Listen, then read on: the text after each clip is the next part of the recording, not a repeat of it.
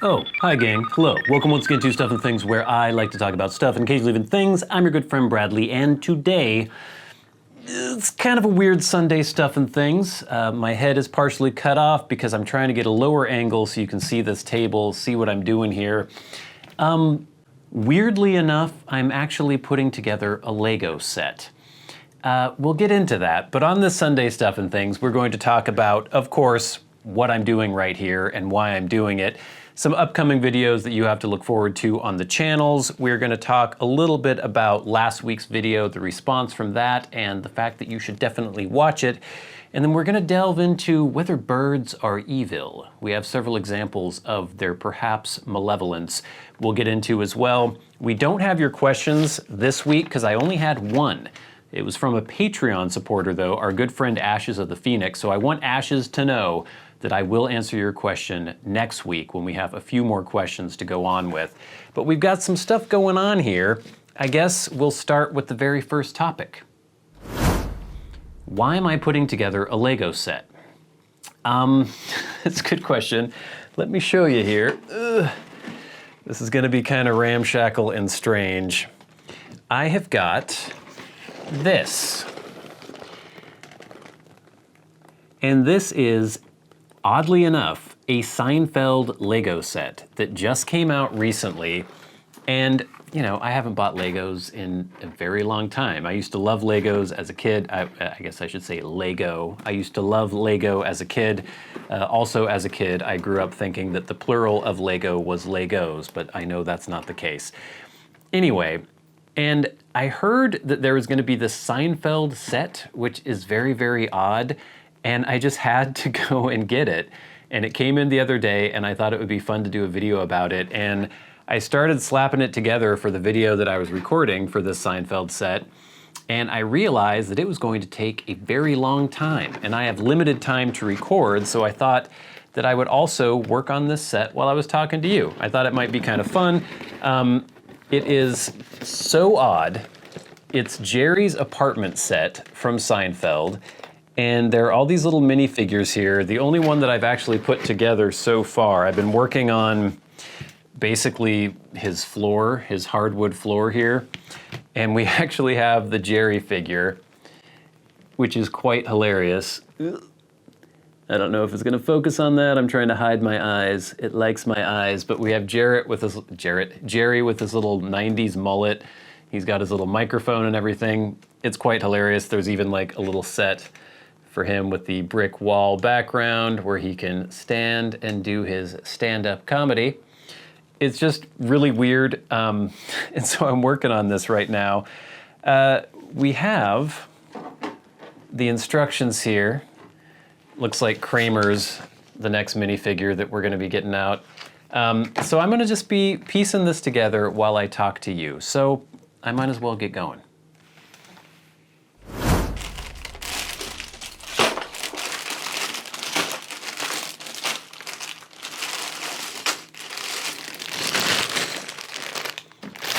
Bag number 3. It's all nicely labeled in the Lego set, which is always useful. All right, here we go.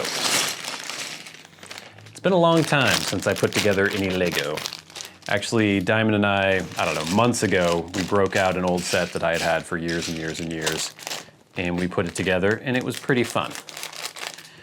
But I haven't gotten a new set for a very long time. I'm an adult human and don't typically play with toys, but you know, sometimes it might be kind of fun. Is Kramer in here somewhere? Here he is. Okay, we've got Kramer, got his hair. Where are his legs? Kramer, where are your legs, boy? I don't see them anywhere. What color are they? Oh, they're gray. Oh, there they are. Kramer's legs. Kramer is wearing his lobster shirt. And then you've got 2 different expressions. I think we'll put Kramer's weird little smile on the front here, and then his hair. This is quite amusing. I have never seen a Lego figure with hair like that. Quite amusing. All right, so we mentioned upcoming videos. Obviously, we're gonna be doing the Seinfeld Lego video, which we're working on right now. Then there will also be, of course, Valheim coming up Monday, Wednesday, Friday. Always our good friend Kevin is continuing on his Valheim adventures. We will also have, I'm still waiting on a pipe rack to show you guys, which I think is going to be really cool. And then, of course, we're going to be doing a first impressions video on Samuel Gawith Navy Flake. So that's coming up soon. That'll be our next blend that we're doing, a first impressions video and then a full review after that. And then there's some other products that I think I'm getting somewhat soon. I don't want to mention them yet until I actually get them in hand, but those are going to be things that we are working on next.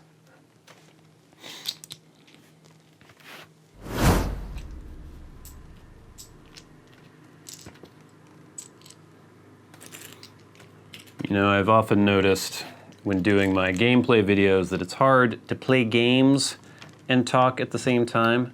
I think it's kind of also hard to put together Lego and talk at the same time, but we're gonna do our best here.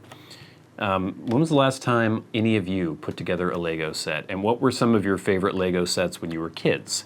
Mine, when I was a kid, I'm old enough that they didn't have all these crazy licensed sets all the time.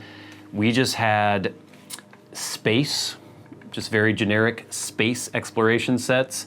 We had, I think it was just called Town, maybe? Is this black? There's such a glare on this thing. I think it was just Town, where it would have like, you know, a fire station, a police station, things like that. And then we also had, there was just the medieval one, Castle, and then Pirates. Like that was it. Those were the only ones we had. Is that the doorknob? I think that's the doorknob. Now, shouldn't I be putting a sticker on this thing? Oh yeah, there are stickers. Okay, so we got this, we got that.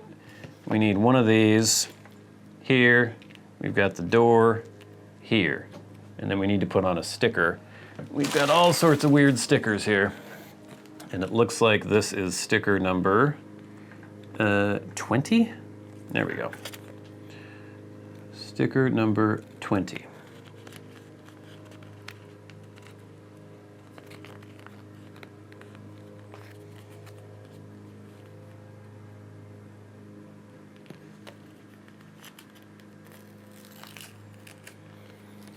So seeing all the crazy Lego sets that are available now is kind of weird. Oh no, no, no, no, no, no. Don't go on wrong. Door sticker. I kind of wish they had pre-printed these so I wouldn't have to try to do this right now. Ah, stop it. Oh Lord, here we go. Nice and even. Nice and even, please. That's not bad. Jerry's door is ready. Where are the hinges on this thing? There we go. Interesting. This goes here.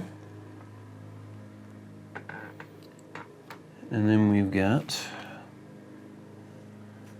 one of those, three of those.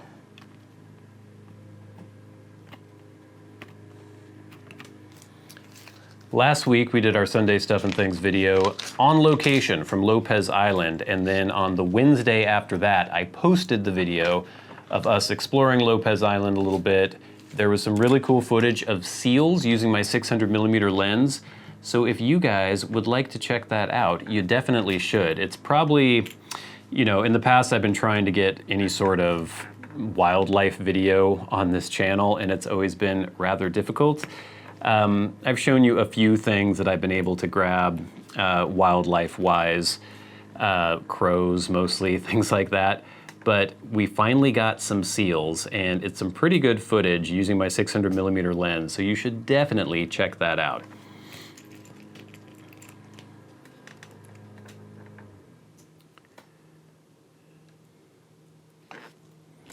Many of you were asking, there was sort of a cliffhanger ending on the Lopez Island exploration video where we were trying to catch the ferry. So there was a, I think it was a 220 or no, maybe it was a 240 ferry, something like that, that was supposed to be leaving Lopez Island, but it was a limited run which meant that it was coming from a different place, had already picked up passengers, lots of cars, and then some people might be getting off on Lopez Island, and then some might be able to get on. Unfortunately, we did not catch that ferry. We missed it. We were in line, and I think we're about 5 cars back from the last car that actually got on that ferry. And then we had to wait for 3.5, 4 hours? I think about 4 hours. Yeah, just about 4 hours. And that wasn't the greatest thing in the world because there is nothing near the ferry terminal on Lopez Island for you to do, really. It's kind of on the northern tip of the island. There's nothing around. And so we just sort of walked. We couldn't leave, we couldn't take our car because it was in line and we didn't want to lose our spot. And so we ended up walking for, I don't know, a very long time, just down a kind of deserted road until we found a park near the water, which was fine. That was fun to see. You know, just a nice little waterfront park. There were people playing baseball, people camping, that kind of thing. But we were both really hungry and really thirsty by that point because we hadn't actually gotten any food on the island. And so when we made it back to the ferry terminal, I managed to find a couple vending machines, and we got some chips and we got some water. It was just, I don't know. I like Lopez Island. I think it's pretty cool, but there's not a heck of a lot to do there once everything starts closing down. And when you're waiting for the ferry, there's nothing to do whatsoever. So, it's probably not my favorite. Of all the San Juan Islands, Lopez might be the best, or maybe Orcas, as far as, you know, sort of nature and things to do, you know, going on hikes, seeing animals and stuff like that. But as far as actual activities, probably San Juan Island, wherein Friday Harbor is located, is probably the best. Just a little tip for you if you're going to visit the San Juan Islands anytime soon.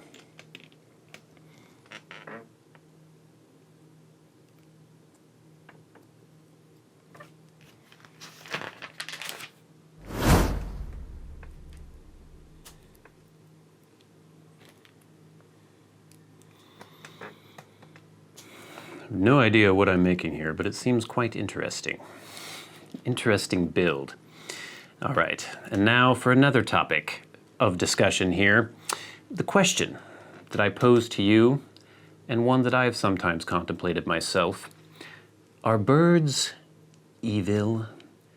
They certainly seem to be sometimes. Now, I'm someone who actually loves birds quite a bit. I enjoy watching them, I enjoy taking pictures of them, I enjoy seeing the kinds of things that they get up to, because they're always doing something somewhat odd, depending on what you're watching. I tend to like crows a lot. I like to see, they have kind of complicated behaviors. They seem to interact with each other a lot more than some other birds. They seem to have kind of close-knit family groups, and they just seem very intelligent and very clever. They're able to work things out. And I just enjoy watching them and seeing them interact and seeing them kind of figure things out. I spent an hour once watching a crow trying to get into a used McDonald's packet that was like a plastic container that he managed to open and get the contents out of, which I was quite impressed by. But recently, there have been a few incidents with birds that at least my fiance has not enjoyed, and you know, one of which was especially rather tragic. We'll get into that.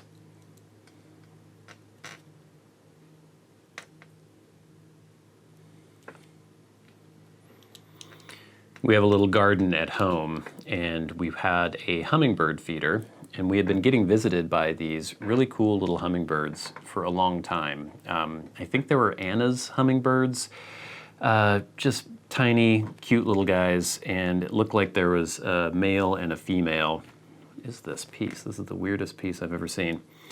And they would come around, they'd use the feeder. There was also this really cool flowering plant that we had out there. But recently, when my fiance was out enjoying the weather and enjoying watching the birds, it was something that she really loved doing. A pair of crows came and attacked them, and unfortunately killed one of them, and it was not a very good day. And it was just kind of sad because, you know, you can talk about the circle of life, talk about all that kind of stuff, but at the end of the day, they're very cute, very innocent seeming animals, and for them to get just attacked that way was, I don't know, it was just sad. It was sad to see, and my fiance was really upset about it. And so her feelings for crows have degraded quite a bit, as you can imagine. I still like them a lot, but I'm trying not to mention them too much lately because, frankly, their name is Mud in this household at the moment.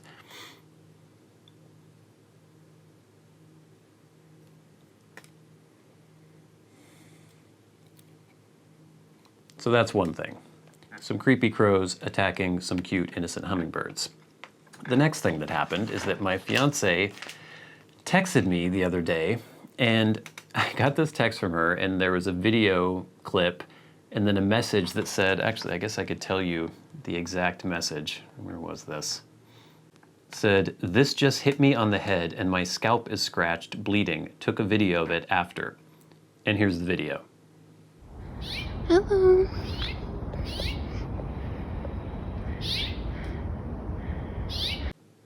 So what looks like, I think a barred owl is what we've been able to determine, flew into her head and attacked her, scratched her up, and it sort of tried to land on her head and claw her. And so it hit her once and kind of flew up. Then it came back again on her head, and she sort of batted it away. She was jogging at the time in a fairly well-used park near here. It's not super secluded or super wild or anything. So she eventually had to hit it, and then it flew up onto the tree and just sort of stared balefully at her. Kind of crazy. I've never heard of an owl like attacking somebody's head. I've seen plenty of examples of birds, you know, dive bombing people when you've been near their nest or something like that, but you know, it didn't seem like that kind of area. It just seemed very, very odd. And then it was really funny because we went to the Whatcom Museum in Bellingham today, and there's actually some really cool exhibits where they show all these stuffed birds that they have, like all sorts of local or indigenous species, and they had the whole owl section, and there was a barred owl there. So she expressed her feelings towards that owl. If any of you are ever in Bellingham and you want to see a really cool exhibit, if you go to the Whatcom Museum, there's actually two different buildings. There's one which was the old courthouse that was built in like, I don't know, 1890, 1889, something like that. It's a really cool old red building. And they have some sort of permanent exhibitions in there, permanent installations, and then they have another sort of annex, which is the larger, more modern museum where they have some rotating things and a lot of stuff for Native American artifacts. But in the old museum, on the very top floor, they have this amazing display of stuffed birds. Like almost any bird you could imagine that lives in this area or migrates through this area. It's really extensive and it's really, really cool, and I highly suggest you check it out. We're in there looking, and you know, I take photographs of birds all the time, and I'm often kind of puzzled as to what the birds are. But there were some that I definitely noticed. There was that flicker that was a kind of woodpecker that I'd never actually seen before until I saw it on my neighbor's feeder. So I took a picture of that, and then I found it at the museum. There are all sorts of different finches and chickadees and just all these guys like, oh, I see those all the time and those all the time and those all the time. And it was just really cool to actually see them, you know, all laid out. Well, I mean, all dead, but laid out. And you could see their names and the male version, the female version. So that actually inspired me to buy a guidebook for Pacific Northwest birds. So now when I'm going out and taking pictures, I will actually have a guidebook and I'll be able to tell, okay, this is the bird that I'm looking at right now and photographing right now. I mean, obviously I know the big ones, I know crows, I know ravens, I know various seabirds and stuff, but there are so many species here that I didn't even realize we had. And it's really cool to be able to put a name to the face now.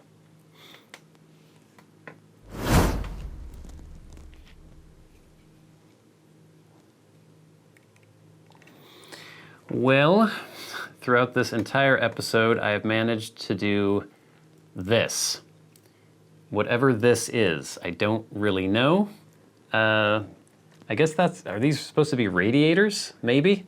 And I guess this will go on here somewhere at some point. I realize that this is going to take me forever to actually finish this thing. And that's kind of worrying because I don't have all the time in the world to actually get this done and get both these videos edited and up.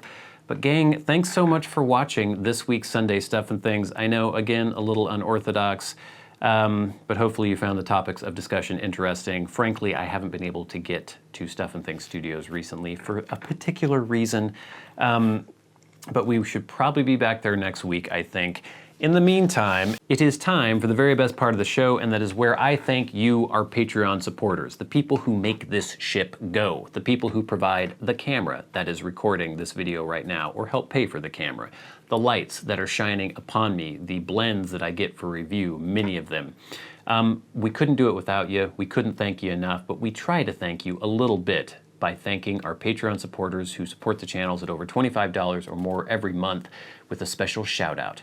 People like Kirk Crompton, Private Eye, Glenn, Jason Buckner, Jen O'Side, John Leone, Krisztian Kovacs, Gloria Phillips, Ryan McFadin, Matt Marino, Joe Heaphy, and then the Maniacs, the crazy people who support the channels at $100 a month. People like Peter Straub, Bob Magee, David Gaudreau, and Ashes of the Phoenix. Thank you all so much for your support. If you would like to support the channels, there is a link in the description box below to our Patreon. But gang, in the meantime, please enjoy this video, which will hopefully be coming this Wednesday, if I could ever finish this thing, the really weird but quite cool Seinfeld apartment set Lego build, I guess. We will also be having Gawith Navy Flake coming up soon. We have the Valheim series every Monday, Wednesday, and Friday. We should have that pipe rack at some point in the near future, but there will just be more of everything coming up, so please stay tuned. But until next time, until we meet again, I've been a good friend, Bradley. You've been the audience. This has been Sunday Stuff and Things. I'll see you later.